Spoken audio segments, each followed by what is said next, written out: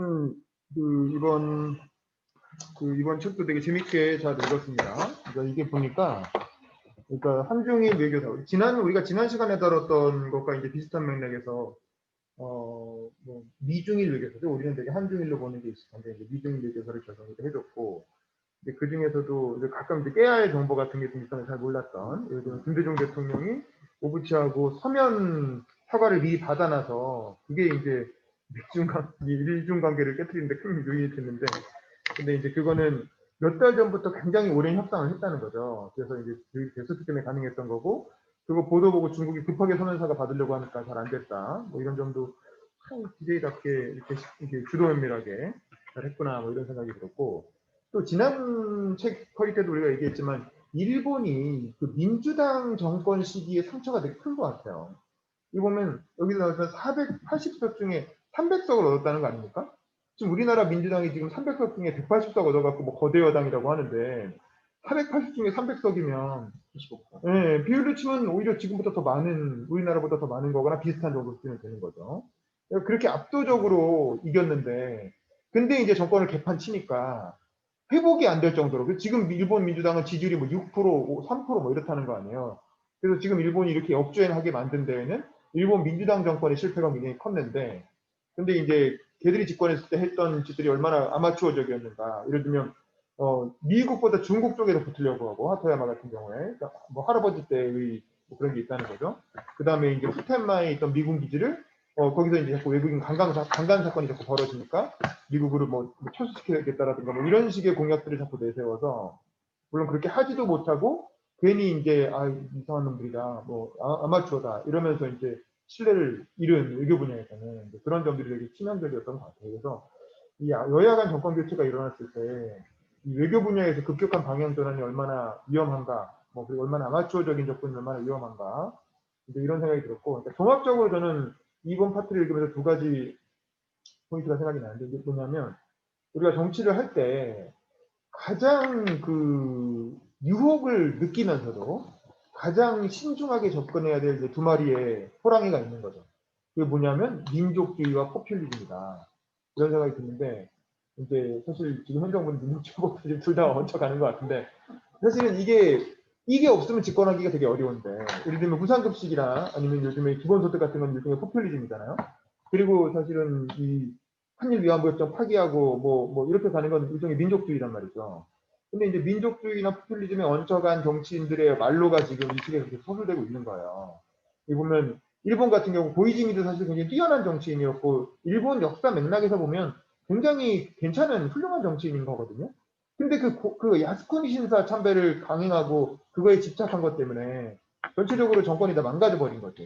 외교적 성과를 아무것도 내지 못하고 제자리 걸음만 하다가 끝나버렸고 그 다음에 이제 뭐 아베 신조는 뭐 말할 것도 없고 그 사람은 그냥 아예 이제 외교적으로는 굉장히 복잡한 외교를 했고 그래서 일본을 지금까지 그냥 제자리에서 맴돌게 만든 것 같고 나중에 이기 집권 얘기는 아마 다음 시간에 다루겠지만 뭐 이기 집권 때도 뭐 크게 다르진 않았죠. 그래서 우리나라도 중국이 되게 놀라운 게 일본의 반중 감정, 일본의 민족주의도 되게 걱정스럽지만 중국의 민족주의도 정말 장난 아닌 것 같아요. 얘들은 뭐 일본 애들은 뭐 할복하고 뭐 이러는 정도인데 얘들은 뭐 진짜 습격하고 막 이러니까 그래서 이 중국의 민족주의가 어느 정도냐면 여기 보면 그 등소평이나 주운내까지도 모택동까지도 부정해 버리잖아요. 그래서 그 중국은 애국자 아니면 인간 쓰레기밖에 남지 않게 되었다. 뭐 이런 표현도 나오고 오히려 이제 등소평이나 주운내가 사실은 일본은 사과 요구하지 않았잖아요. 그냥 쿨하게. 아니 그러니까 뭐 지금 경제 굉장히 중요하지 뭐 과거 너무 집착하지 말고 우리보다 더 현명한 후속 세대한테 넘기자라고 했는데 사실 그 등소평의 말은 사실 틀린 말인 거죠. 후속 세대가 현명하기는커녕 사실은 그 혁명 초기 원로들보다 훨씬 더 민족주의의 취약한 모습을 보여주고 있는 거죠. 그런 것들이 물론 이제 부장님 말씀대로 일종의 트라우마를 치유해야 가는 이 국가 공동체로 보면 그 역사적 트라우마를 치유해가는 과정이긴 하지만 실제로 정권을 잡고 있는 당사자 입장에서는 굉장히 사실은 어려운 문제고 당장의 현안을 꼬이게 만드는 당장의 어떤 국가 이익을 굉장히 이제 이렇게 어렵게 만드는 그런 측면이 특히 최근처럼 이렇게 국제적인 무역 어떤 세계적 분업 구조가 굉장히 긴밀하게 되어 있는 상황에서 이런 식의 민족주의적 정서에 업혀가면 집권은 쉽게 할 수 있고 지지율은 또 쉽게 얻을 수 있겠지만 과연 여기에 이렇게 업혀가는 정치가 국익을 위해 바람직한 정치겠는가 이제 뭐 그런 생각도 들고 근데 우리나라도 사실은 그 어느 나라보다 이 동북아 삼국 중에 어디 못지않게 또 무시무시한 민족주의를 바탕으로 하고 있는 나라라 지금 현 정부도 그렇고 뭐 현정부 아니어도 사실은 우리가 뭐 오죽하면 반일종족주의라는 책도 나오겠습니까? 그 표현이 과한 건 있지만 어쨌든 그런 경향이 있는 건 사실이고 그래서 그런 것들을 현명하게 잘 이겨내는 게 앞으로 한국의 정치인이나 언론인이나 지식인들에게 중요한 과제가 아닌가라는 생각이 들고 그럼 결국 어떻게 해야 되느냐? 저는 김대중 대통령한테 결국 답이 있는 것 같아요. 일단 그런 민족주의나 포퓰리즘에 유혹이 흔들리지 않으려면 정치 지도자 스스로가 일단 실력이 이건 지도자는 개인을 말하는 게 아닙니다. 저 집단을 말하는 거예요. 어떤 그 정치 세력 자체가 실력이 있어야 돼요. 실력이라는 건 그 현안에 대한 전문성이죠. 현안을 잘 공부를 해서 일단 알고 있어요. 뭐 알아야 면장도 한다고 뭐 모르면서 대충 감을 할 수는 없는 거예요. 그래서 잘 알아야 되고 그다음에 이렇게 하면 해결할 수 있다는 비전. 자기 나름대로 이렇게 하면 문제가 해결되겠지. 라는 어떤 비전을 명확하게 가지고 있어야 될 것 같고 그 다음에 이제 그걸 국민들한테 설득할 수 있는 소통 능력. 민주주의 국가니까 결국 국민한테 결제받지 않으면 못하는 거거든요. 그걸 국민한테 설득해낼 수 있는 소통 능력이 있어야 되고 그러려면 국민과 오랫동안 국민과 소통하면서 어떤 신뢰와 어떤 지지를 구축해 놓은 그런 강력한 지도자, 민주적 소통 능력을 가진 강력한 지도자가 필요하다. 김대중 같이 이렇게 한 3, 40년 그 격동의 현대사를 살아오면서 그런 카리스마를 구축하던가 아니면 오바마처럼 뭐 이렇게 혜성같이 등장하더라도 뛰어난 소통 능력을 가지고 국민의 공감대를 이끌어내던가 그러니까 그런 카리스마가 있지 않으면 이 민족주의와 포퓰리즘이라고 하는 유혹, 거대한 호랑이들의 유혹에서 벗어나기가 쉽지 않고 그 등을 타는 순간 자기도 어쩔 수 없는 그냥 이렇게 소용돌이 속에 휘말려서 나라를 굉장히 위험하게 이끌고 가는 우를 범할 수도 있겠다. 뭐 그런 생각이 들어서 굉장히 이렇게 고민할 거리가 많이 드는 좋은 책이었습니다. 이상입니다. 네, 우리 김태형 기자님. 네, 저도 사실 뭔가 이 일본이랑 한국 간의 과거사 문제가 등장을 할 때면은 뭐 항상 나오는 얘기들이 뭐 일본은 사과를 하려고 했었다 그런 말들이잖아요. 그래서 저는 뭐 이 책을 읽기 전에는 일본이 진짜 사과를 하려고 했었던 건가 이런 생각을 갖고 있었어요. 왜냐면은 뭐 이제 표면상으로는 뭐 일본에 대해서 그동안 제가 이렇게 가정하면서 교육받거나 이제 가져왔던 뱀 같은 이미지가 있잖아요. 근데 올해도 좀 다른 정보들을 많이 접하면서 좀 다른 생각들을 해봤고 이 책에도 뭐 당시 무라야마 다마 진행될 때 일본 총리들이나 정치인들이 갖고 있었던 생각들이 자세히 나와 있어서 다케시다 노부로 되게 재밌었어요. 네, 지칠 때까지 사과하자. 네, 하다 보면 지쳐서 더 이상. 근데 그게 맞는 전략이거든요, 사실은. 독일이 그렇게 하는 거고. 되게 새롭다. 확실히 일본에서도 이런 시각이 있었고 실제로 이렇게 이어진 부분이 있었겠구나라는 생각을 했어요. 물론 이 저자가 되게 일본과 미국 관점에서 서술을 하고 있는 점도 감안을 해야겠지만 그런 생각을 했었고 그래서 참 이게 뭔가 그 과거사 문제에 대해서는 그러니까 뭔가 지속적으로 하나의 이상을 추구하는 게 답이 아니구나라는 생각을 또 한 번 하게 됐거든요. 왜냐하면은 그 무라야마 다마 이후에 뭐 위안부 문제 해결하는 모델 나왔을 때 약간 제가 기억하기로는 그때 뭐 일본이 법적 대상을 하지는 못하지만 이렇게 재단 같은 거 만들어서 하기로 했었잖아요. 근데 그때는 이제 우리나라 시민사회에서 법적 대상이 아니기 때문에 받아들이지 않겠다고 했었잖아요. 근데 다시 생각해봐도 이거를 안 받아들이는 게 지혜로운 거였을까? 그런 아쉬움을 갖게 되고 그리고 이 책에 그 부분이 나오더라고요. 그러니까 무라야마 다마 할 때 어떤 일본 그 원로 정치인이 이런 말을 했대요. 너네 사과해도 소용없다. 왜냐면 중국이랑 한국에는 그거를 계속 정치적으로 이용하려는 사람들이 있기 때문에 사과가 소용없다라는 말을 했다는데 근데 솔직히 저는 그 생각을 동의를 할 수가 없어요. 왜냐면 한 번 사과를 하면은 그 사과를 받은 나라의 사람들은 과거사의 문제 제기를 할 수 없는 건가? 그건 아니잖아요. 그래서 그 유대인에 대한 독일의 지속적인 사과를 계속 생각하게 되는 그런 부분들도 있었던 것 같아요. 태지영 목사님. 네. 저도 되게 재밌게 읽었고요. 저는 그래도 8장에서 10장만 읽었는데, 그게 뭐 하여튼 저는 그 예전에 그 모아백 캠페인 하면서 일본 금연운동을 그렇게 열심히 했거든요. 그것 때문에 막 토론회를 막 가게 됐어요.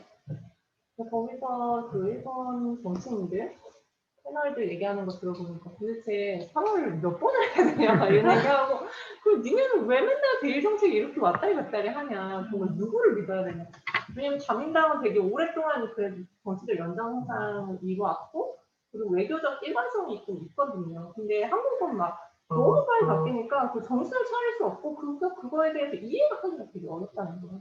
그래서 그게 좀 이해가 됐고 그리고 그 무라야마 총리 이 사대 부분이 사실 되게 약간 고마운 마음이 들더라고요. 그래도 이 사제가 있기 때문에 한일 관계에서 뭔가 이렇게 매듭지어진 부분이 분명히 있거든요.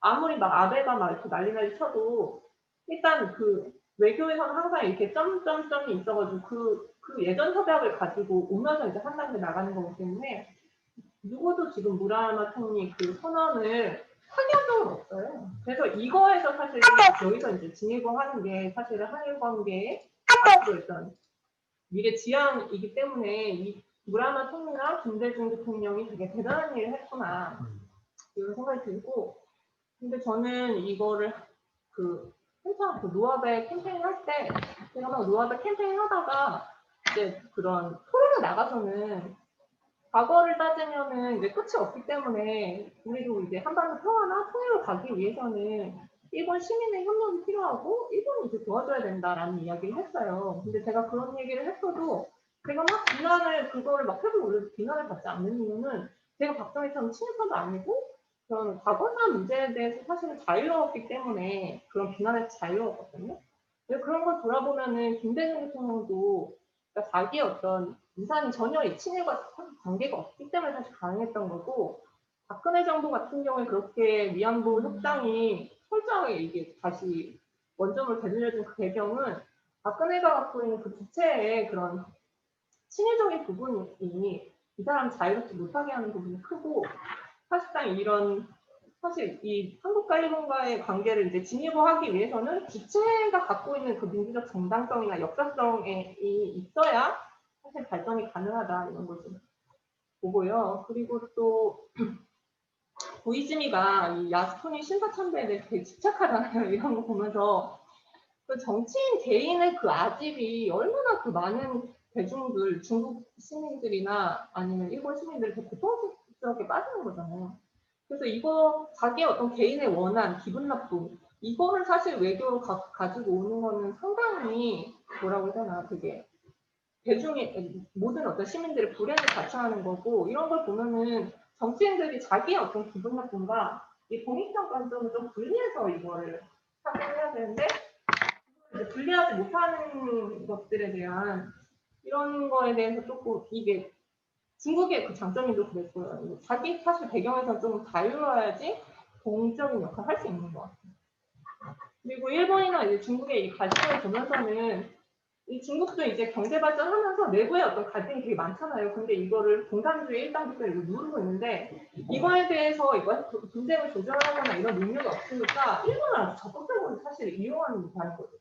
또 일본도 마찬가지로 자기네들이 되게 사실 경제적으로 되게 이제 한물 봐고 약간 퇴행하면서 외부에 적이 있어야 사실 자기네들도 뽑으면 너무 쉽잖아요. 우리도 맨날 북한 욕하면 이제 쉽게 집권을 하게 되는 그런 것들이 사실 양국 시민들의 모두 불행인데 이게 외부의 그 윤봉희 기자님이 말씀하신 포퓰리즘과 이 민족주의를 정말 너무 쉽게 이제 사용을 하고 그거에 대한 경각심이 사실은 시민들이 이 민족주의나 이 포퓰리즘이 정말 이 나라의 이득이 되는 그런 포퓰리즘인지 민족주의인지 이거에 대해서 좀 냉정하게 판단할 필요가 있는 것 같아요. 근데 그런 문제를 또 한국에 이제 적용해 보면 예를 들어 위안부 문제 같은 경우에도 정말 만약에 한국이 되게 선진국이라면, 일본보다 정말 선진국이라면 이 문제를 이토록 우리가 이렇게 오래 끌고 올 수 있었을까? 이거에 대해서 저는 이제 고민이 된다는 거예요. 그러니까 우리가 잘 봐야 될 게 그 중앙정부청사인가요? 그 일본 식민지 시절에 지어졌던 그 경복궁에 있었잖아요. 그 중앙청이라고 폭파시켜버렸어요. 네, 그걸 우리가 이제 김영삼 때 그걸 폭파시켰잖아요. 근데 그걸 보면은 왜 김영삼 때 폭파시켰는지 봐야 된다는 거예요. 그때가 90년대죠. 그때가 일본이 정점이었어요. 경기가 엄청 정점이었는데 일본 관광객들 와서 맨날 그 중앙청사 보고 와 우리가 잘 나갔지 이런 걸 보고 있는데 그때는 우리가 사실 일본을 못 나갔잖아요. 그러니까 그 폭파시켜버린 거죠. 사실 제일 좋은 역사의 교훈은 그걸 대대손손 남겨서 아 우리가 다시는 저렇게 되지 말아야지 이런 교훈을 얻는 게 사실은 그 과거의 상처를 극복한 건데 그걸 지우는 방향은 사실 트라우마가 남아있기 때문에 그 볼 때마다 사실 상처를 받으니까 그걸 제거하는 건 사실 상처의 치유가 아닌데 그런 거 보면 우리가 진짜 위안부 문제의 진정한 해결은 일본으로부터 어떤 명확한 사죄를 받고 사과를 받는 것도 맞지만 우리가 그런 열등감 요즘 막 케이팝을 잘 나가고 잘 나가는 경제를 잘 나가잖아요. 조금만 더 있으면 사실 이런 열등감이 좀 자유로울 거라고 생각해요. 이 세대 자체가 좀 기존의 세대와 다르기 때문에 그래서 좀 어떤 그 정치인 개인의 상처도 그렇지만 그런 집단의 상처 그거랑 어떤 공적인 이익 이런 거를 좀 구분해서 보는 좀 지혜가 필요합니다. 김희철 씨 늦게 오셨으니까 본인 소개도 좀 하시면서 오늘 소감 말씀해 주세요. 김철이라고 하고. 크게 얘기해 주세요. 아, 네, 김철이라고 하고. 네, 근데 저랑 같이 다녔습니다. 회사가 지금 소속이 바뀐 겁니다. 바뀌었네. 그러네. 바뀌고 있습니다. 계속 바뀌네. 점점 더 좋은 데로 가고 있습니다. 이직의 나는 달인. 테슬라로 가는 거 아니에요? 현대차보다 더 가려면 테슬라로 가야 되는데. 네, 이게 다 앞에 너무 좋아하지만 상관없고 일단 저희 그 부모님이 옛날에 일본에서 오래 유학하시고 계속 일본에 많이 하셨었고 그때마다 저희 아버지가 이제 예를 들면 그 일본에서 예술하시고 오신 특이한 분이 있는데 그 일본에서 이렇게 좀 안 들리신대요. 좀 크게 얘기해 주세요. 전시를 하러 갈 때마다 항상 못 갔던 경우가 많아요. 왜냐면 오늘 갑자기 보여주는 거 이렇게 보면 이제 막 한일 이 감정이 막 생기면서 이게 힘도 못하고 그런 상황이 많이 발생해서 항상 그때 어린 마음에 왜 못 가냐, 왜 우리가 한국에 뭘 못하냐 물어보면 항상 아버지는 본인이 뭐가 원래 그렇기 때문에 그렇다, 성향이 그렇기 때문에 그렇다, 혹은 저 총리 아버지가 어떻기 때문에 그렇다. 그냥 이렇게 설명하니까 저는 사실 이해가 안 됐어요. 이게 로직한 설명이거든요. 근데 이게 그랬던 거를 이 책을 통해서 약간 좀 정리해서 알게 됐던 것 같고, 근데 그만큼 이게 정치 외교가 모직하지가 않구나. 내 가문의 성장 배경이나 성격이나 이렇게 신념 같은 것들이 이 갈등을 막 초래하고 막 그런 것들이 생기는 거 보고 확실히 그 지도자 중심적인 그 어떤 정치 구도가 특히나 이 동아시아나 혹은 미국 이 포함해서 이 지역에서 많이 발생했다는 것도 있고 특히 저는 기억에 남는 게 그때 저도 기억이 나요. 그 유키오 그분이 최초 정당 하나로 이렇게 정권 교체했었고 막 이랬던 기억이 나는데 그러고 1년도 안 돼가지고 미국기 이런 것 때문에 그 1년도 안 돼서 스윙하고 이런 것도 있고 어떻게 저렇게 지지를 한 몸에 넣다가 한 방에 갈 수 있을까 이런 생각을 했는데 확실히 그 기자님께서 말씀하신 대로 그 정치에는 이 국교전에서 민족주의라는 게 중요하구나라는 거를 이러한 사례를 통해서 느끼게 됐고 그런 걸 확실히 정리가 잘 돼 있어서 저도 되게 좋은 기회가 됐는데 다만 저한테는 되게 힘들었던 거는 이게 아무래도 그 기자가 쓰다 보니까 막 그 좀 사실 기반에서 이렇게 쓰기보다는 그가 느꼈던 거나 그가 뭐 비하인드 스토리를 들었던 거나 인터뷰 이런 걸 통해서 이렇게 설명하다 보니까 다소 좀 이거에 대해서 완벽하게 이해를 못 하시는 분들은 좀 난해하게 보일 수도 있겠다 생각이 들어서 저 또한 그렇기 때문에 그런 것들이 조금 아쉬워서 뭔가 이거에 대해서 좀 제너럴한 얘기를 좀 들어보고 책을 읽고 난 다음에 이 책을 읽으면 훨씬 더 재밌게 읽을 수 있습니다. 알겠습니다. 송가연 씨 음소거 끄시고 말씀해 주세요. 네, 안녕하세요. 송가연입니다.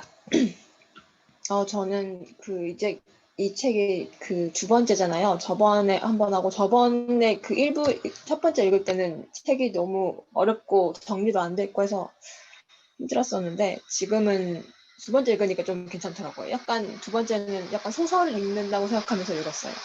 약간 소설에 보면 되게 안 중요한 부분도 있고 별로 이렇게 중요한 부분도 있고 뭐 맥락 설명하는 부분에 필요한 부분도 있고 뭐 안 그런 부분도 있고 약간 걸러가면서 약간 거리를 두면서 약간 이렇게 읽으니까 그나마 조금 낫더라고요. 그래서 뭐 책은 뭐 괜찮게 읽었고 근데 그래도 되게 내용이 너무 많아서 제가 읽으면서 제가 정리를 또 하고 발제를 또 듣고 해도 약간 조금 정리가 아직 막 선명하게 잡히는 건 아닌 것 같아서 또 한 번 더 정리를 해야 되지 않나라는 생각이 들기도 하고요. 제가 책 읽으면서 내용적으로 느꼈던 건 이 과거사 문제가 정말 우리가 요새 쓰는 말 중에 끝날 때까지 끝난 게 아니다? 뭐 이런 말 있잖아요. 그 말이 딱 되게 적절한 말 같았어요. 이게 뭐 아까 중국 같은 경우는 되게 예전에 이제 50년대, 60년대 되게 경제적으로 힘들 때 일본에게 그냥 과거사는 일단 덮자라고 그냥 얘기하지 근데 덮자라고 얘기하지 뭐 사라진 채 우리 그냥 없었던 걸로 하자 이렇게 절대 하지 않죠. 그 문제는 그냥 덮어놨던 거고 중국이 필요할 때가 이제 꺼낼 기회를 찾은 거죠. 그리고 지금 이제 꺼낼 기회가 된 거고 그래서 이 과거사 문제는 일본이 어떻게든 독일 수준으로 그러니까 피해자뿐만 아니라 제3자가 봐도 저 정도면은 그동안의 잘못을 쟤네가 정말 이렇게 뉘우치고 있구나 라는 그런 마음이 들 정도로 일본이 뭔가를 사과를 하지 않으면 한국도 마찬가지고 중국도 가만히 있지 않을 것 같다는 생각이 듭니다. 네, 여기까지 하겠습니다. 네네. 김규명 씨, 음성을 끄시고 말씀해 주세요. 네, 들리시나요? 네네. 네. 저도 그러니까 이번 분량은 끝까지는 다 못 읽었는데 사실 지난번에 읽을 때로 또 약간 비슷한 생각이 좀 들긴 했는데 이번에도 좀 더 드는 게 이번에 좀 더 오늘 과거사 문제를 계속 얘기하다 보니까 좀 더 드는 건데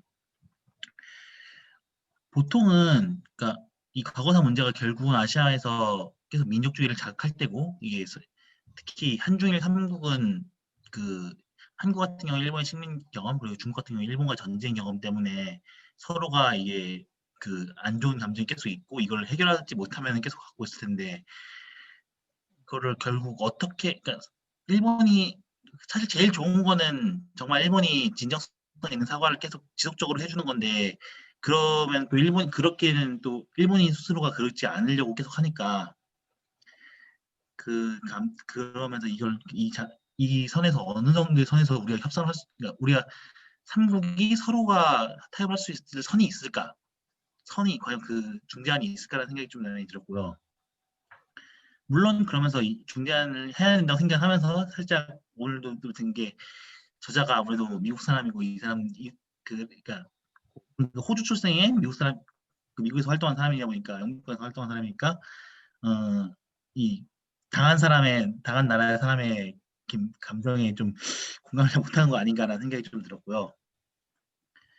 사실 보통은 우리가 이런 과거사 문제 해결하는 거에 선례로 독일 밀리브란트 사례를 많이 들면서 독일처럼 계속 사과하면 된다고 얘기하는데 사실 그건 있거든요. 독일도 유대인이나 이런 2차 대전에 직접적으로 나치했던 범죄는 사과하려고 하지만 근데 그럼에도 그 전에 부터 있었던 예를 들어 독일과 폴란드 사이에 오래된 갈등이라든가 아니면 또 독일이 1차 대전 이전에 제국주의 식민지 시절에 했던 아프리카나 이런 나라들의 했던 가해라든가 이런 것들에 대해서는 제대로 사과를 안 하고 있기 때문에 그렇기 때문에 아프리카 연구하는 사람들이나 폴란드나 이쪽 사람들은 늘 독일 특히 EU나 이런 거 만드는 독일이 EU나 이런 거 주도하는 지점에서도 불만이 있는 거는 맞거든요. 그래서 그런 지점에서 우리는 우리가 보고 배울 만한 선례가 있나?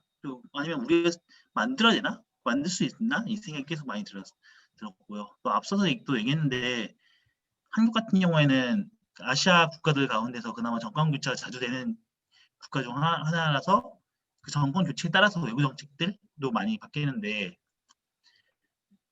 중국이야 말할 것도 없고 일본도 어쨌든 뭐 개판은 바뀌더라도 깃발 바뀌어 총리가 바뀌더라도 기본적으로는 대부분 자민당 중심의 정권이었고, 그러다 보니까 한국처럼 완전히 상반되는 정책이 왔다 갔다 하는 경우가 많이 없어서 그런지 한국의 정권 교체에 따라서 이제 합의를 좀 받아들이지 못하거나 이런 여론이 있다는 것이 되게 일본인들에게는 이게 우리가 말 바꾸게 한다로 보인다는 지점이 이게 우리가 말정한 건데 왜 우리가 잘못한 것처럼 보이지라는 생각이 좀 들긴 했습니다. 네, 이상입니다. 네, 그다음 한승철 씨 음소거 끄시고 말씀해 주시면 됩니다. 안녕하세요. 들리시나요? 네, 잘 들립니다. 말씀하세요. 네. 일단은 동아시아 미중일 외교 관계 내막을 할 수 있어서 굉장히 유익했고요. 그리고 외교가 국내 정치보다 집단의 범위가 넓고 더 이질적이기 때문에 확실히 더 어렵구나 이런 생각이 들었습니다. 그리고 일본에 대해서 말하자면은 뭐 개와 고양이가 의사소통 방식이 다르듯이 일본의 외교적 수사가 참 이해와 공감이 힘들다고 생각했고요. 그리고 결정적으로 상대에게 감동을 줄 수 없어가지고 일본이 그 국력의 정점에서 지역 맹주 자격의 그 리더십 획득 기회가 역사 문제로 인해서 날아갔다고 생각하고요. 그리고 앞으로 미중 갈등에서 역사 문제가 어떤 세계가 될지 궁금합니다. 네, 이상입니다. 감사합니다. 감사합니다. 우리 안웅 씨도 음소거 끄시고 의견 말씀해 주세요. 네, 오늘 처음 참여하게 된 안웅이라고 합니다. 반갑습니다. 간단히 본인 소개 좀 해주실까요? 처음 오셨는데. 네, 저는 이제 대학생이고요. 뭘 소개를 해야 될까요? 대학교 3학년이고 경제학과에 재학 중입니다. 제가 오늘 사실 학교 파이널이 다 끝나가지고 책을 많이 읽지 못했는데 그냥 짜투리 시간에 좀 읽었는데 6장 정도까지 읽었어요. 그래서 뒤에 내용은 잘 모르고 그냥 느낀 점만 말씀드리면은 되게 일본의 과거사 문제가, 그러니까 한중일의 과거사 문제가 굉장히 정치적으로 많이 이용이 되고 있는데 그게 굉장히 좀 해결하기가 점점 더 어려워질 것 같다. 이전에도 어려웠지만 앞으로 더 어려워질 것 같다는 생각이 들었어요. 왜냐하면은 과거사 문제와 결합이 돼 있는 여러 가지 다른 문제들, 평화 헌법에 반대하는, 그리고 일본군 자위대를 그 방어적인 상황에만 가는 게 아닌 공세적인, 그러니까 다른 나라에도 그 파견할 수 있는 정도의 수준의 정상국가로 만들려는 그런 시도가 자주 있었고, 또 미국은 그걸 항상 원해왔고, 왜냐하면 영내 안보를 유지하기 위해서. 그리고 그게 또 트럼프의 그 거래주의적인 성격으로 인해서 오히려 좀 더 강화가 되었다고 저는 생각을 해요. 그래서 그렇게 여러 가지 문제가, 또 과거사 문제, 일본의 정상국가와 이런 것들이 엮이면서 이 역사 문제는 정말 해결하기가 앞으로도 더 어려울 것 같다라는 생각을 했어요. 그리고 이 책 자체가 굉장히 인물 중심으로, 이 앞에 추천사를 써주신 문정인 특보 분이 말씀하셨듯이 굉장히 인물 중심으로 쓰여서 그 개개인의 성격을 알 수 있었던 점이 가장 좋았고, 또 여기서 나왔는지는 잘 모르겠는데 그 중국을 상대할 때는 중국의 정치 체제를 보기보다 그 중국을 누가 이끌고 있는지 보는 게 굉장히 중요하다고 하더라고요. 그러니까 왜냐하면 공산당 독재 체제이기 때문에 그 주석을 차지하는 그 사람의 성격에 의해서 좌우되는 부분이 굉장히 많기 때문에 미국이 중국을 상대하기 위해서는 정치 체제를 보면서 한다기보다 그 당신이, 그러니까 미국의 대통령이 누구를 상대하고 있는지를 주의해야 한다라는 말을 하는 기사를 본 적이 있어서 특히나 중국의 후진타오 장점인 마오쩌둥, 그런 인물들에 대해서 설명을 하고, 그런 인물들이 어떤 생각을 하고 정책을 펼쳐 나갔는지에 대해서 좀 봤을 때 정말 좀 유익하다라는 생각을 많이 했어요. 오히려. 네, 이상입니다. 네, 감사합니다. 우리 김두수 대표님, 김두수 꼭 끄시고 말씀해 주시면 됩니다.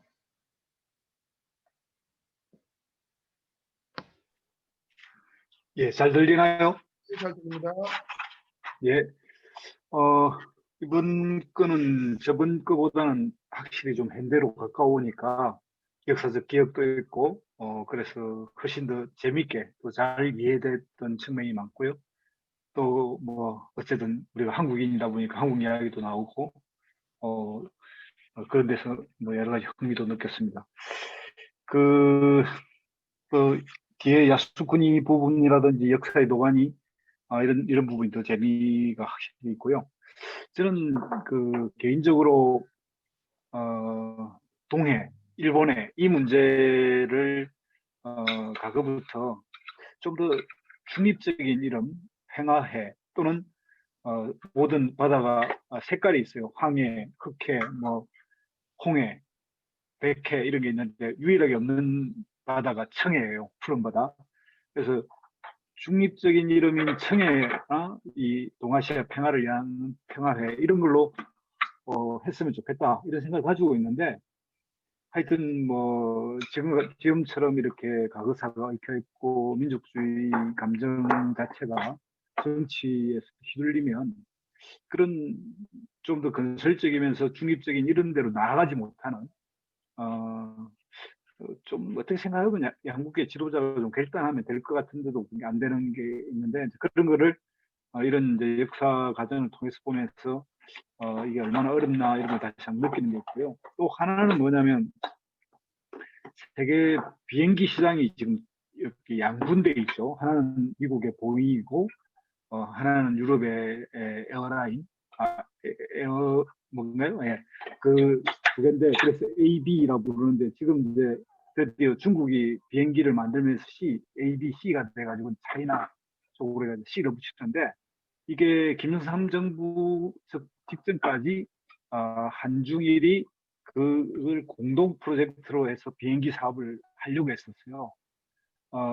그랬는데 그게 이제 일본의 기술, 뭐 중국의 노동, 한국이 예를 들면 한국의 약간의 이제 소프트나 이런 걸 결합해서 해보려고 했다가 제가 알기로는 김영삼 시절인가 그때 이게 깨지고 중국은 독자로 해서 지금은 이제 중행 비행기까지는 중국이 이제 거의 자체 비행기가 이제 진행되고 있는데 이 문제도 뭐 좀 더 낭만적으로 생각하면 못할 일이 없는데 여기에 결국은 이제 한중일만 있는 게 아니라 여기 책에도 나오듯이 이제 미국의 영향을 받아 있고 미국이 이 한중일보다 더 큰 그 상수죠.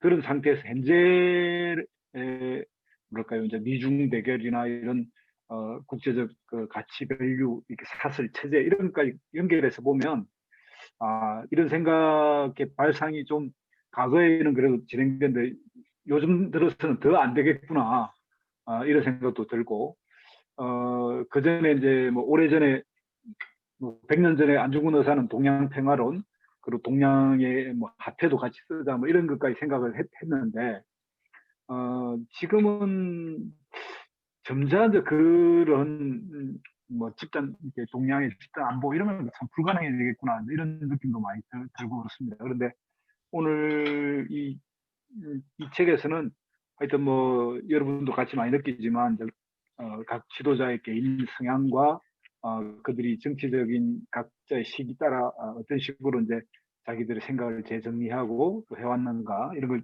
보게 되고 여기 이제 무라야마는 사회주의자였기 때문에 아시아 전체 포괄적으로 사과를 했어요. 그게 한국이라는 이름이 안 나온다고 그러더라고요.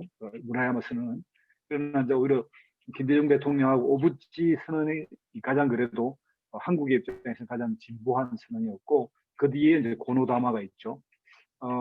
그런 그 과정도 이렇게 좀 이렇게 같이 보게 된 것 같아서 좋았고요. 하여튼 뭐 여기까지 하겠습니다. 네, 감사합니다. 딱 적당한 시간에 딱 최명재 보좌관님 오시자마자 바로 잘 끊어주셨습니다.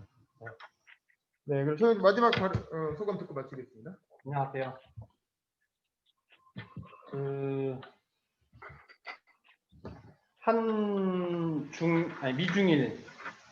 미중일이면서 동시에 우리가 뭐 약간 중일 파트도 좀 알 수 있어서 약간 재밌었던 것 같고요.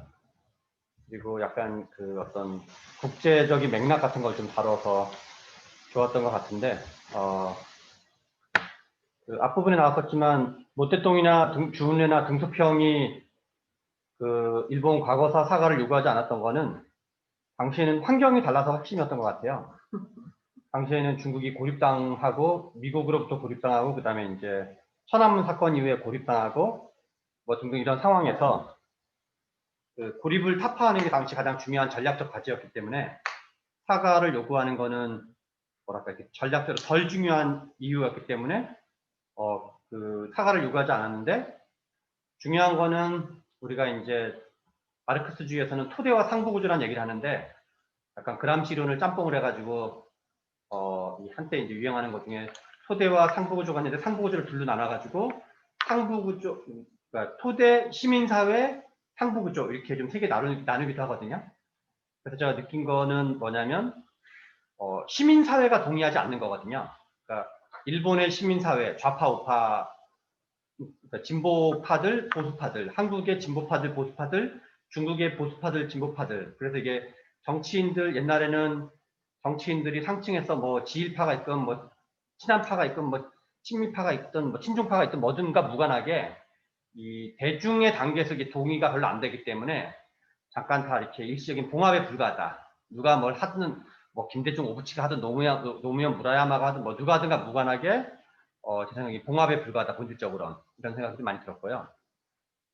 그래서 아무튼 모태똥 주은래 등소평 등등은 당시에 시대적 환경이 달랐던 거로 봐야 된다. 상위 가치와 주된 가치와 부차적 가치 이런 게 이제 좀 그 나라 관계에서 달라진 거고 그 이후에 그래서 실은 이 계속 과거사 문제가 터지는 거는 그냥 제 생각에는 환경이 바뀐 게 핵심인 것 같아요. 나라와 나라 한 나라 안에 정치 지형이 바뀌고 그리고 이제 중국과 일본의 정치 지형 그다음에 이제 지금 한국도 마찬가지인 건데 일본이 혐한론이 커지는 여러 가지 이유 중에 하나는 한국이 점점 이렇게 기어오르기 때문에 그런 거거든요. 옛날에는 한참 아래 것들이어가지고 좀 약간 사과에도 별로 관계가 없는 건데 아씨 뭐 불쌍한 애들 사과해주지 이런 건데 지금은 자기한테 위협적이기 때문에 삼성전자가 일본 전자회사 여러 개 합친 것보다 더 파워가 세니까 그래서 이런 그 지위가 가진 불균형 또는 변화 국제적인 지위의 변화 자체가 민족주의를 불러내고 있다. 그래서 저는 이게 그 약간 이제 윤범기 기자님 말씀하신 것 특정 정치인이 부르는 측면도 있지만 그것도 일정 정도 맞는 말이지만 이게 그 정치적 환경 자체가 민족주의를 불러내고 있다는 생각이 들어요. 그래서 이거를 윤범기 기자님이 대통령이 하거나 내가 대통령이 하더라도 못 막는다 제 생각에 이건 우리가 대통령이 돼도 막을 수 있는 상황이 아니다. 이런 생각이 좀 많이 들었고 그 다음에 그 아까 전에 뭐 우리 김조 선배님이 고노다마도 얘기하셨는데 오부치 무라야마는 그 아까 우리 이제 김태형 기자님도 잘 말씀하셨는데 일본 역사상 가장 진보적인 포지셔닝 그러니까 현실 정치권에서 그래서 93년도에 한번 그 일본의 정치적인 지각전쟁이 한번 있었던 거고 이제 2009년도에 일본 민주당이 집권으로 그 한 2번 정도가 일본에 이제 그 자민당 체제의 균열을 한번 가했던 건데 딱 그 김대중 오부치와 무라야마 다마라는 딱 그 시기 일이거든요.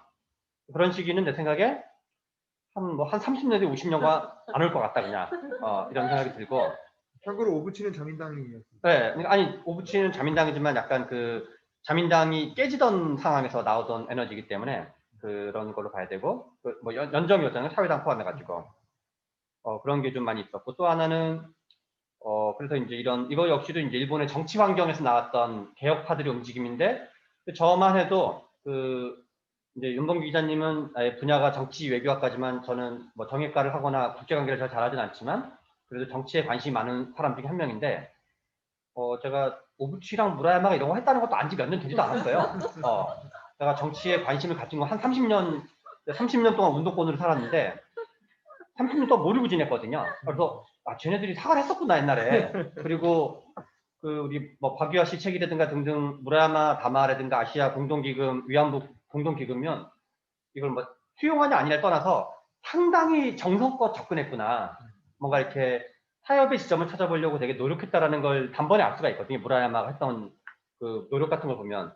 근데 우리는 그런 걸 그냥 뭐 개새끼 한마디로 그냥 무슨 언론이든 무슨 뭐 진보 언론이든 보수 언론이든 뭐 지랄하고 자빠졌는 데를 항상 그러니까 거기 딴에는 되게 어렵게 개고생해가지고 뭔가 그런 타협안을 만들어냈는데 일단 나도 그걸 몰랐고 그래서 이게 아까 말했듯이 그리고 우리나라는 뭐 지금도 모르는 사람이 해봤을 텐데 그런 거 했다는 거를. 그래서 정치권이 뭘 하든 말든 설령 뭐 윤봉기가 대통령이 되든 최병철 대통령이 되든 설령 뭐 무라야마보다 좀 더 진도가 있는 걸 한다 하더라도 무슨 일본의 무슨 천황부터 다 무릎 꿇고 그냥 무슨 눈물 줄줄 흘리면서 한 1000명이 사과하는 걸 하지 않는 이상 그런 건 실현 불가능한 얘기이기 때문에 우리 살아생전에 내 생각에는 해결이 불가능하다. 이거는 그냥 그런 생각을 더더욱 강하게 하게 됐고, 그래서 해결하려고 노력하는 게 내 생각에 미련한 짓이다. 실은 그냥 이거 약간 제끼고 가야 된다. 그냥 동수평 했던 것처럼 그러니까 다음 세대에게 그냥 이렇게 말장난으로 넘어가면서 이 이슈를 계속 피하면서 그냥 그 중요한 진도를 나갈 생각을 해야지. 내가 뭔가 타협안을 마련하겠다 그러면 이게 안 풀린다. 내 생각에 그런 생각이 좀 많이 들었고, 그다음에 또 하나는 아까 전에 이제 그래서 저는 김대중 대통령이 위대했기 때문이라 생각하지 않아요. 이거 보면서 얼핏 옛날에 그런 생각도 했었는데 뭐 김대중이 위대하거나 무라야마가 위대하다는 생각은 전혀 안 들고 그냥 각각이 원래 하던 사람들이 한 거예요. 약간의 테크닉이 있었던 거지. 다만 이제 역사를 길게 보면 저는 이제 최근에 그 박정희 대통령이 1965년 한일협정할 때 박태준 씨한테 쓴 편지가 있어요. 우리 양재진 교수님 한일협정 논문의 앞부분에 나와 있는 건데 박정희 대통령이 65년 한일협정 전에 63년 4년경에 박태준 씨한테 보내서 나는 여기다 정치생명을 걸겠다. 이거를 하지 않으면 우리가 언제까지 우리가 미국 놈들한테 차관 받으면서 먹고 살 거냐, 원조 받으면서 먹고 살 거냐. 그래서 여기서 일본 새끼들한테 뜯을 돈 다 뜯어가지고 경제 발전으로 해가지고 그래야지 우리가 쪽발이를 따라잡을 수 있다. 그런 편지를 쓴 게 있거든요. 그래서 박정희 시대는 박정희 시대의 과제를 열심히 되게 뭐랄까 이제 우리가 진보 쪽은 반에서 민족주의의 역사가 있었던 거고 한국에 오랫동안 집권했던 보수 쪽 분들은 일종의 적극적 외교론이었던 거거든요. 한미일 동맹론이라는 에서 우리가 경제 재건을 하려면 일본이랑 협정을 맺어야 된다. 근데 또 이제 진보 쪽은 이 집권하지 않고 있으니까 아까 포퓰리즘이라는 얘기하는 건데 무슨 야당도 포퓰리즘 있는 거거든요. 그래서 어떤 이제 반에서 민족주의로 대중운동을 벌였는데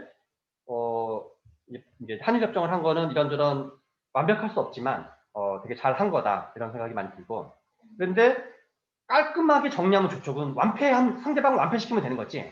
그거는 협상하지 말자는 얘기랑 같은 말이기 때문에 그냥 계속 규탄만 하고 살자는 얘기거든요.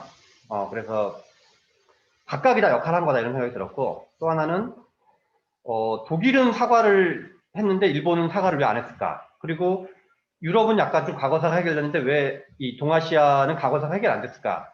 그거를 좀 생각을 해봤어요. 아까 다른 분들 말씀하신 것 들으면서 독일의 빌레브란트도 폴란드 그러니까 독일 3인당의 수장 지민당이랑 입장이 많이 달랐는데 독일은 거의 영토를 4분의 1 정도 내줬거든요. 빌레브란트가 사과하면서.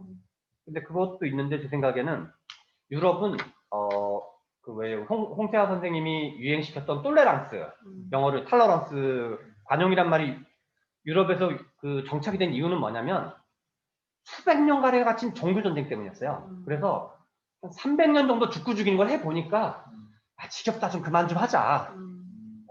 그러니까 이게 10년, 20년 한 게 아니라 300년 동안 그 짓을 한 거거든요. 그래서 야, 언제까지 또 죽일 거냐 맨날. 그래서 그냥 종교적 관용 똘레랑스 하자.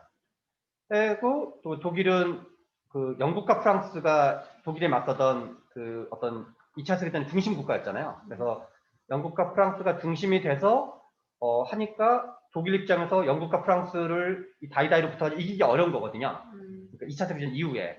그러니까 그리고 독일 내에서도 원래 3인당이나 어떤 레지스탕스의 정치적인 역학관계가 유리했기 때문에, 그러니까 히틀러가 날아가면서 독일 내에서도 정권 교체가 확대되는데 이게 압도적 힘으로 된 거고, 거기다 외교적으로도 독일의 보수파가 됐건 진보파가 됐건 이 영국 프랑스라든가 등등 반 독일파들, 독일이 역포위 당해 있는 상태이기 때문에 확실하게 사과하지 않으면 우리 그냥 앞으로도 계속 그냥 주구장창 나라를 발전시키기 어렵다라는 강력한 세력 균형 또는 이제 역포위 구도니까 독일에는 어떤 정치적으로 압도적 다수파에 의한 화끈하게 가자 그냥 미련 없이 사과하고 가자라는 게 있는데 일본은 그러지 않았던 것 같다. 일본은 그러니까 주변 국가가, 그러니까 독일은 주변 국가가 독일을 침몰시킨 건데, 붕괴시킨 건데, 중국이랑 한국이 연대 연합을 해가지고 일본을 붕괴시킨 게 아니거든요.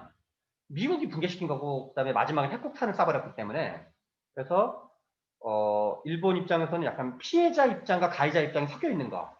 그다음에 미국한테는 이번에도 그 아베가 지난번에 저기 2차 세계전 2015년에 아베가 집권하고 있을 때도 미국한테 사과를 하고 오히려 한국한테 사과를 안 하는 거거든요. 그러니까 자기네한테 원폭을 쏜 애들한테는 사과를 하고, 야, 2차 세계전 우리가 미안했다. 그러니까 진주만 침략을 우리가 잘못했다. 근데 뭐 아시아는 어쩔 수 없었다 우리가. 그냥 뭐 아시아는 뭐 좀 먹을 필요가 있었으니까 먹었다 뭐 이런 식으로 이제 한 거에서 일본 입장에서는 여전히 미국한테만 미안한 거야. 왜냐면 더 센 놈이었으니까. 근데 중국이랑 한국한테 미안할 이유가 없는 거예요. 내가 이 새끼야, 니네들은 내 아래 것들이었는데 네가 씨발 미국 놈들 때문에 더 공짜로 그냥 해방된 새끼들이 어디 와가지고 개기고 있어 뭐 이런 그 어떤 멘탈리티라든가 그런 게 있기 때문에. 그래서 내가 보기에는 그러니까 유럽의 지형은 우리가 이제 뭐 도덕적으로는 뭐 독일은 했는데 일본 안 했는데 욕하고 어쩌고 하지만 구조를 본다고 치면 독일은 사과하는 게 유리했던 거고 일본은 사과할 이유가 없는 거예요. 그리고 정치 지형이 그런 거예요. 그래서 우리가 백날 뭐 일본한테 독일처럼 하라고 얘기하는 거는 지금 한국인들한테 무슨 대만 사람들처럼 일본을 행복하게 지내라고 말하는 게 말도 안 되는 것처럼. 그래서 그냥 이거는 안 된다 그냥 내 생각에. 이건 한 100년, 200년, 300년 정도 지나가지고 지치면 그때 안 하는 거지. 서로가 씨발 요구해서 뭐 하냐 도대체. 우리가 지금 임진왜란 사과라고 요구하지 않잖아요. 너네 왜 임진왜란 사과 안 해?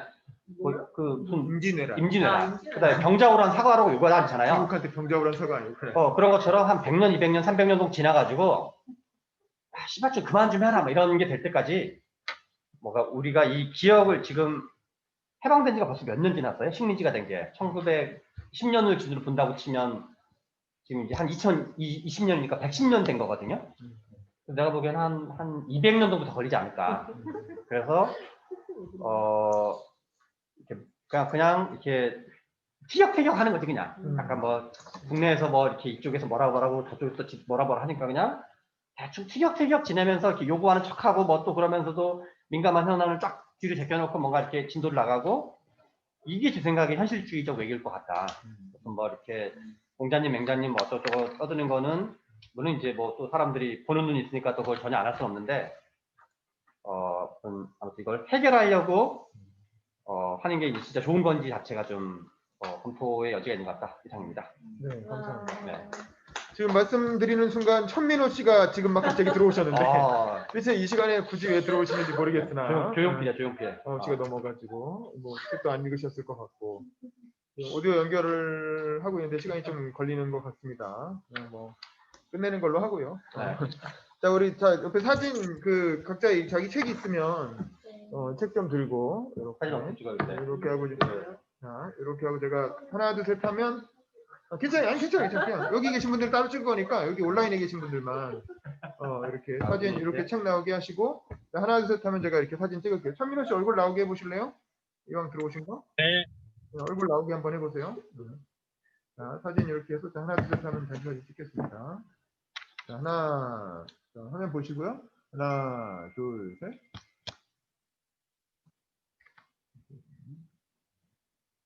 신기하네. 이런 세계들이 있습니다.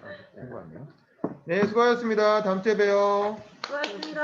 바이바이.